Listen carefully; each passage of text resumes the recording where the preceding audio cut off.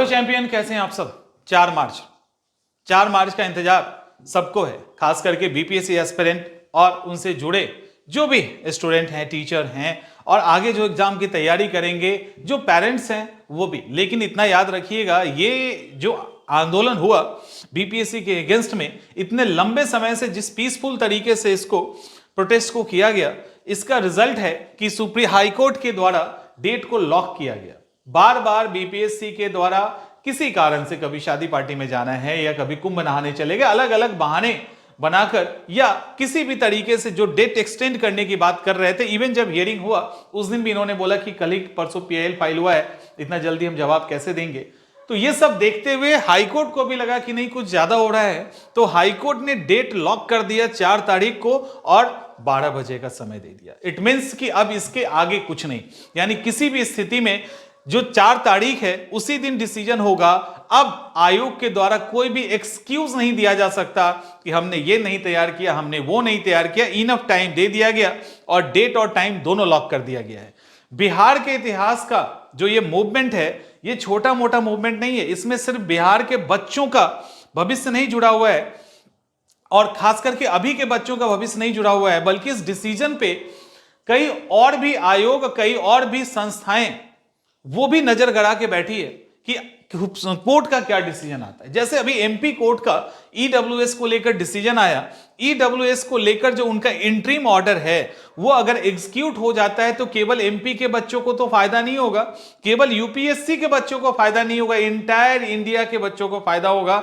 उसी तरह से जब कोई भी एक डिसीजन आता है और वो डिसीजन तब आता है जब उसके लिए बहुत लंबी लड़ाई लड़ी गई और वो भी संवैधानिक तरीके से, और उस जितने भी प्रूफ और एविडेंस थे वो जब कोर्ट में जाता है और कोर्ट के द्वारा जब उस पर डिसीजन दिया जाता है तो उसका एक इंपैक्ट होता है।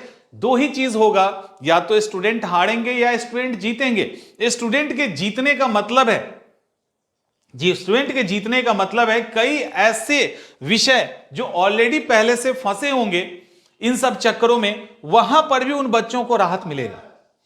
तो हाई कोर्ट, सुप्रीम कोर्ट का डिसीजन केवल उसी पर्टिकुलर मैटर पे इंपैक्ट नहीं डालता। और इस 4 तारीख का इंतजार याद रखिएगा, सिर्फ छात्र नहीं कर रहे हैं। इस 4 तारीख के डिसीजन का इंतजार छात्र के साथ साथ जितने भी बुद्धिजीवी और प्रबुद्ध वर्ग के लोग हैं वो भी कर रहे हैं। जज साहब के ऊपर कम प्रेशर नहीं होगा 4 तारीख को लेकर, जो और प्रेशर होगा वो तो होगा ही, लेकिन इतने लोगों की जो उम्मीद है और जो नजर है इस पर भी उतना ही, इसका भी दबाव उनके ऊपर उतना ही होगा।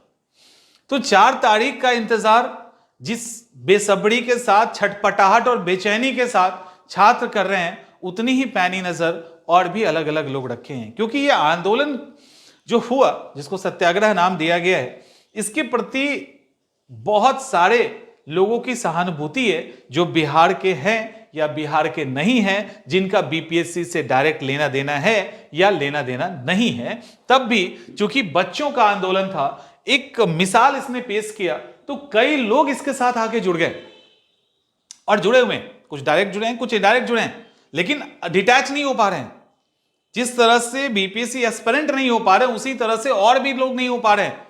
और यही है कि लगातार ये खबर में भी बना हुआ है। और आप जाके पूछिए जो भी पढ़े लिखे है ना, मैंने कई बार मैं ट्रैवल कर रहा था तो उस दौरान भी लोग पूछ देते थे बीपीएससी मैटर का क्या हुआ। आप समझ रहे हो क्यूरियोसिटी किस लेवल पे है। अच्छा, अभी बीपीएससी का मैटर चल रहा है, तो यानी और ऐसे स्टूडेंट या ऐसे यंगस्टर ने पूछा है जो नौकरी कर रहा है, जो एमबीए किए हुए, आईटी किए हुए, जिसको मतलब नहीं है इस बीपीएससी से, जिसको सिविल का एग्जाम नहीं देना है, उसको भी पता है ये बीपीएससी क्या प्रोटेस्ट चल रहा है, बच्चे लाठी खाए हैं, वाटर कैनन का प्रयोग किया गया है। तो इस लेवल पे ये चीजें हो रही है। तो इस 4 तारीख का इंतजार बेसब्री से आपको भी है, हमें भी है, और कई ऐसे लोगों की टकटकी निगाहें लगी है कि हाईकोर्ट क्या करता है। उम्मीद करते हैं कि हाईकोर्ट का decision according to evidence student के फेवर में आए। लेट्स सी क्या होता है। लेकिन एक और सजेशन देना चाहेंगे as a teacher, as a mentor.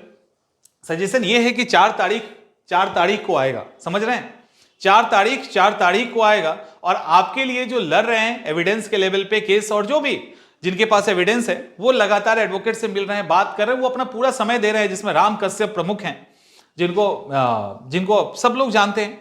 तो जो राम कश्यप हैं, पप्पू, वो शायद उन्हीं का नाम है। तो राम कश्यप, हम तो राम कश्यप जानते हैं उनको। तो राम कश्यप जो हैं वो लगातार लड़ रहे हैं, और राम कश्यप ने भी ये बात कही कि आप लड़ो, अब तो हम लोग लड़ ही रहे हैं, हम लोगों ने तो समय बर्बाद किया ही, आप लोग मत कीजिए, क्योंकि मैटर तो कोर्ट में है। अब 4 तारीख तो 4 तारीख को आएगा, उसके पहले जो भी मेंस की तैयारी कर रहे हैं तो आप तैयारी करते रहिए। तैयारी करने में कोई नुकसान नहीं है, ध्यान दीजिए, तैयारी करने में कोई नुकसान नहीं है, क्योंकि 4 तारीख जब 4 तारीख को आएगा उसके पहले आप क्या करोगे? आप तो जा नहीं रहे एविडेंस लेके, आप तो नहीं दौड़ रहे एडवोकेट के पास, आप तो नहीं जा रहे हाई कोर्ट, फिर आप क्या करेंगे? तो आप फोकस्ड हो जाइए अपनी स्टडी को लेकर, क्योंकि वो भी आप ही के लिए लड़ रहे हैं, खुद के लिए भी लड़ रहे हैं, आपके लिए भी लड़ रहे हैं, ठीक है? और वो भी प्योर छात्र हैं और आप भी छात्र हैं, और उस छात्र ने आपको सजेस्ट किया है कि आप पढ़िए, हम लड़ रहे हैं। इट मीन्स कि आप अपने धर्म को निभाइए। वो तो 2 धर्म निभा रहे हैं, वो तो अपने कैरियर को लेकर भी सोच रहे हैं और उसके साथ साथ लड़ भी रहे हैं।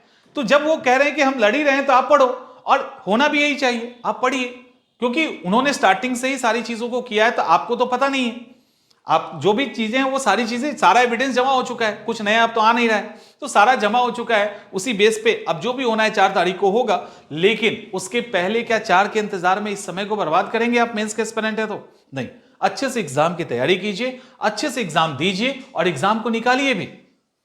अगर एग्जाम होता है तो निकलेगा, और नहीं होता तो कोई बात नहीं, जब री एग्जाम होगा तो प्रीलिम्स का एग्जाम होगा, जब प्रीलिम्स का एग्जाम होगा तो उसका फिर से मेंस का एग्जाम होगा। तो ऐसा क्यों सोचना है कि अगर ये कैंसिल हो जाता है तो अगला एग्जाम क्यों नहीं निकलेगा? जब हम सिविल के एस्पिरेंट हैं तो हमारा एग्जाम अगला नहीं निकलेगा, ये सोचने की बात है क्या? अगला बार फिर से निकालेंगे, मेंस देंगे, 70 का मेंस ही तो देना है इस बार, नहीं तो 2 महीने बाद, 4 महीने बाद सही, इतना ही तो अंतर होना है। तो उम्मीद करते हैं चीजें समझ में आ गई होंगी। तो 4 तारीख का इंतजार आप भी कर रहे हैं, हम भी कर रहे हैं, लेकिन 4 के पहले जो चीजें हैं वो भी चलते रहनी चाहिए स्मूथली। मिलते हैं नेक्स्ट सेशन में।